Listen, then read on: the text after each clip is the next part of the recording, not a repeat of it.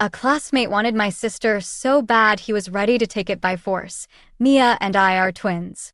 My sister has always been the pretty one, long legs, tiny waist, skin like a peeled hard-boiled egg. What he didn't know was that Sophie is a corpse girl. She sleeps with the dead every night. Her beauty is watered by rotting flesh and in cold breath.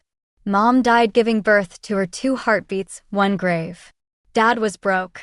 He wrapped mother and daughter in a white sheet and buried them in the back lot. That night crying came from the dirt. The village elders said, "Corpse girl, feed her cadavers and she'll keep breathing."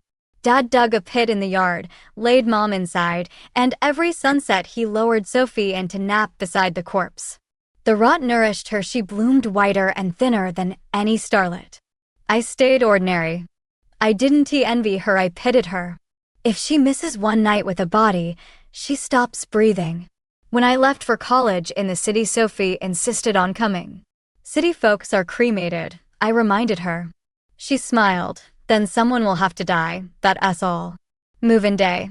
I showered, put on my cleanest shirt, still heard the whispers. What is that smell? What soil? Hick. Chase Liu tall, varsity jacket shoved me to the pavement. Laughter cracked like cheap fireworks. Then Sophie stepped out of the convenience store. The laughter choked. Chase's eyes went glossy. He offered to walk her to class. She helped me up instead. Who knocked you down? She asked. I pointed. The look she gave Chase was familiar, the look she wears right before someone dies. That night Chase booked a private room at a neon-lit hot pot place, invited the entire floor except me. A girl asked why I wasn't invited. Chase snorted. You gonna eat staring at Mia's crater face? Sophie squeezed my hand. If my sister isn't welcome, neither am I. Chase smirked. Mia, you're dragging your sister's halo down. At the dinner, Sophie became the center of attention. Girls circled, begging for skincare tips. She shrugged. Born this way. I pushed rice around, thinking, if I slept next to a corpse, would I glow too? Chase produced roses, dropped to one knee. Be my girlfriend. Sophie answered, I swore, only after Mia gets a boyfriend. A boy laughed. With that face? Never. Chase's cheeks twitched. We'll take it slow. Let me drive you home. Our rental sat at the end of a crumbling alley. Chase walked us to the rust-red door, asked for water. I knew a mummified corpse from our village lay on the mattress. City bodies are cremated, so we brought our own. Sophie unlocked anyway. The bolt clicked behind him. I was left outside. Through the panels I heard his rasp. I've wanted her since day one. Tonight I'm taking it. I pounded. Touch her and you'll regret it. Inside, Sophie whimpered, please stop. Chase's phone rang, friends begging a live peek. He angled the camera toward her tear-streaked face. Suddenly Sophie looped her arms around his neck. Don't let them watch. If it's private, I'll do anything. Chase ended the call, triumphant, and leaned to kiss her. A sewer stench belched from her mouth. He recoiled, slapped her. Brush much? Light flicked on. She still looked flawless. He tore her tights, shoved the skirt up, then froze. Milky skin sagged into grave gray slabs, maggots threaded purple intestines. He screamed, scrabbled backward. A pus-slick hand clamped his ankle. Sophie's face stayed perfect as she cooed, keep going. You said you'd make me scream. Chase wet himself, blubbering for mercy. Her cheeks bubbled, split an eyeball plopped onto his chest. She pried his eyelids open.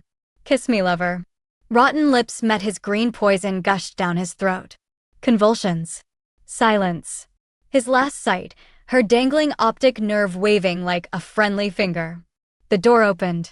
Chase lay fetal, features frozen in disbelief.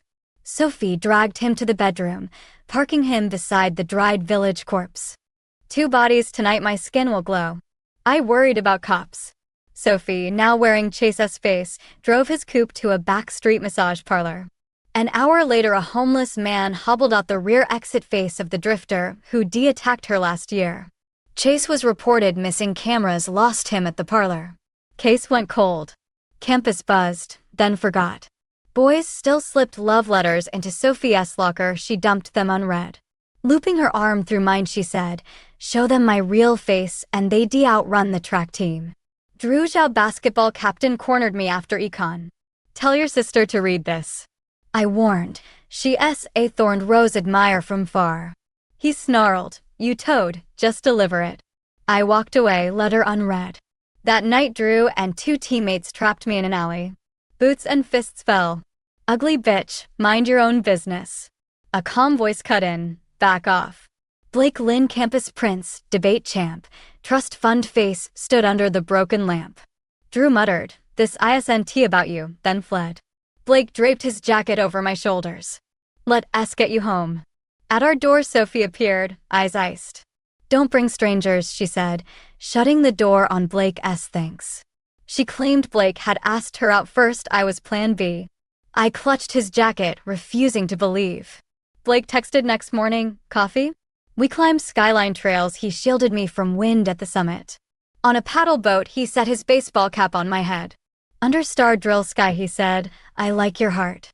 Be my girl?" I nodded, tears sparkling. I blocked Sophie, texted her, "I'm in love." She replied, "Men lie. Chase lied. The bum last year lied." I answered, "Blake's different."